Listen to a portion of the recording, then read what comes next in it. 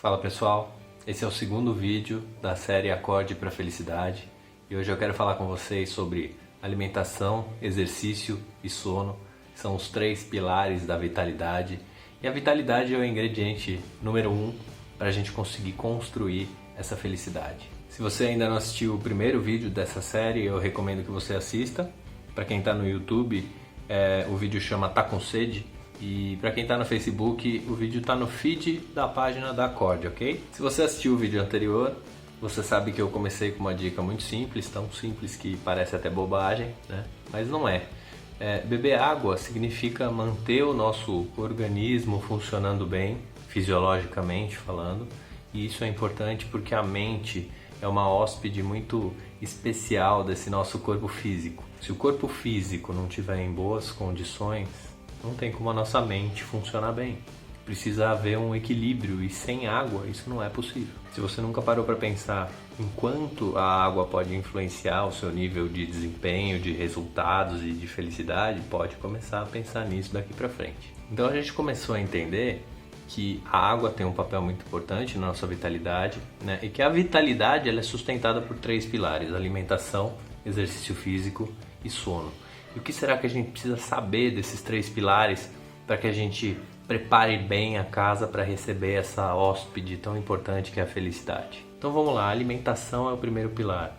Nosso cérebro é muito sensível e ele depende totalmente dos nutrientes que a gente dá para ele. Então a gente precisa aprender a alimentar o cérebro conscientemente e constantemente com oxigênio, com água e com os nutrientes daquilo que a gente usa para se alimentar. A falta de oxigênio, a falta de água, a falta de nutrientes pode determinar, por exemplo, se um atleta vai vencer ou vai perder uma prova. A falta dessas três coisas no nosso dia a dia vão resultar sim em menor desempenho, menor vitalidade, menor disposição. Lembrando que eu falei no primeiro vídeo, 30% de toda a água que a gente bebe, 40% dos nutrientes vão exclusivamente para o cérebro.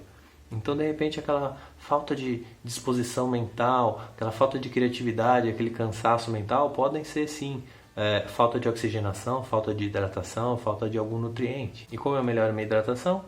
Água. É o que a gente falou no primeiro vídeo. Como eu disponibilizo nutrientes para o meu cérebro?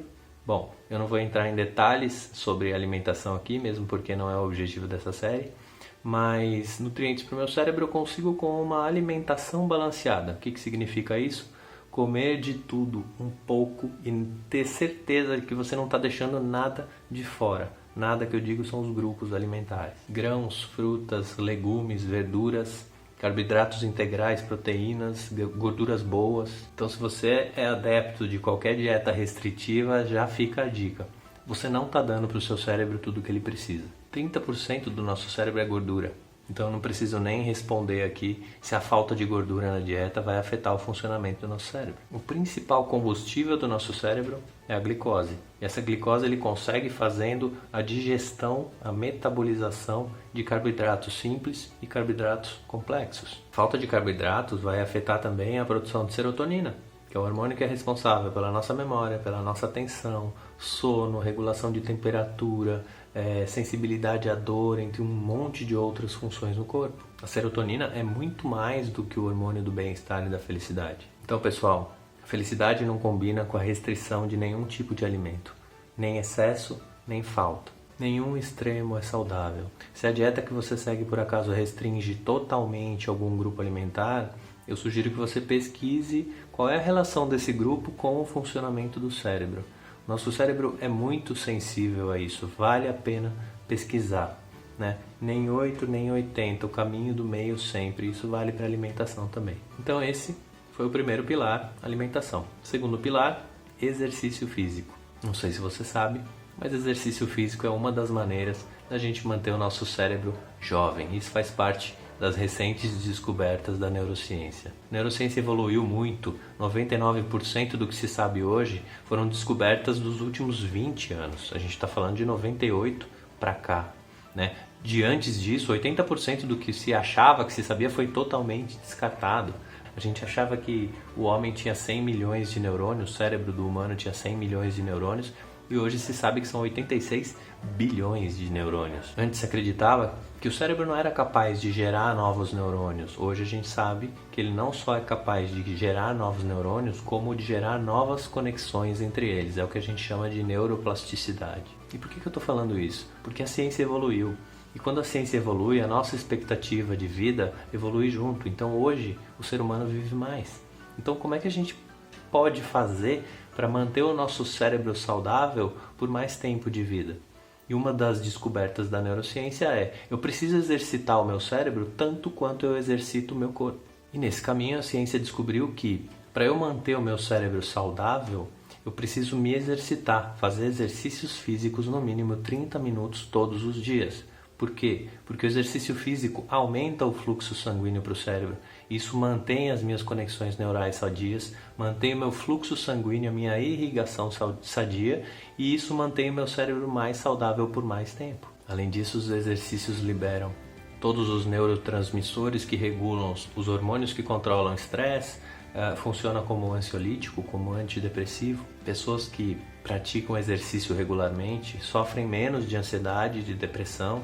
E o brinde é que o exercício ele diminui a velocidade daquela degeneração natural que o nosso cérebro sofre. Isso significa diminuir a probabilidade da gente desenvolver doenças como Alzheimer. Ler livros e aprender coisas novas também estão entre os hábitos que ajudam a manter a nossa mente ativa.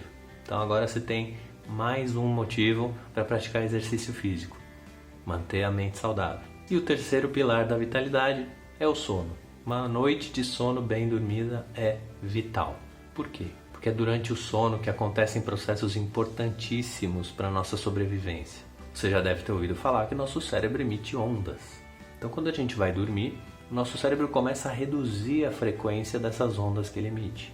Então ele sai desse primeiro estado que a gente está agora, desperto, que se chama beta.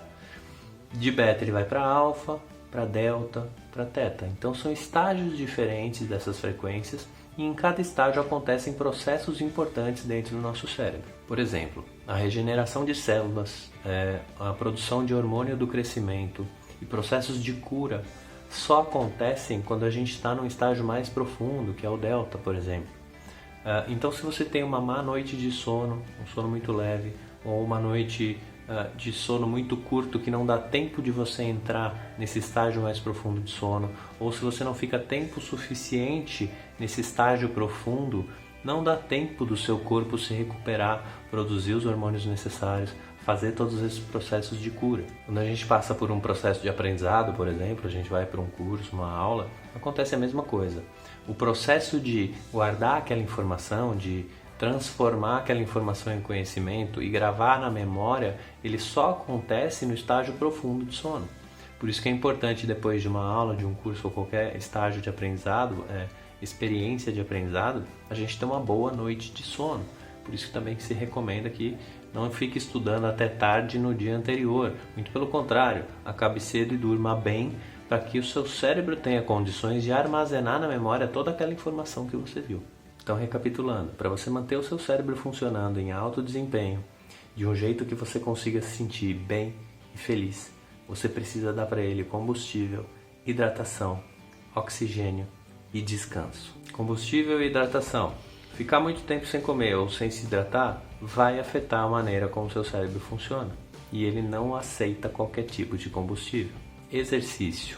Exercício físico é hábito. Se você não gosta ou não tem tempo, troca o elevador pela escada, desce um ponto antes no ônibus ou no metrô, segue uma dessas 1000 dicas que você está cansado de ouvir, caminha mais dentro da empresa, aproveita para fazer pausas durante o seu dia, para fazer respirações conscientes e profundas, para oxigenar a mente. E sono. Uma boa noite de sono vai te permitir passar pelos diferentes níveis de ondas cerebrais e te recuperar. Uma noite curta ou ruim de sono vai afetar a forma como o seu cérebro funciona. Então é isso, pessoal. Se você quer ser mais feliz, começa arrumando a casa, a sua casa. Exercício, alimentação, hidratação e sono.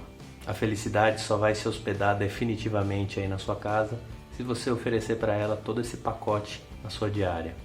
É um caminho que exige algumas mudanças de hábito, mas é um caminho totalmente possível. Se você gostou desse vídeo, deixa o seu like aqui para eu saber que você gostou. Se tiver dúvidas ou comentários, compartilha aqui embaixo. E aproveita para se inscrever no canal, e aí você recebe uma notificação toda vez que um vídeo novo for ao ar. Um abraço e até a próxima.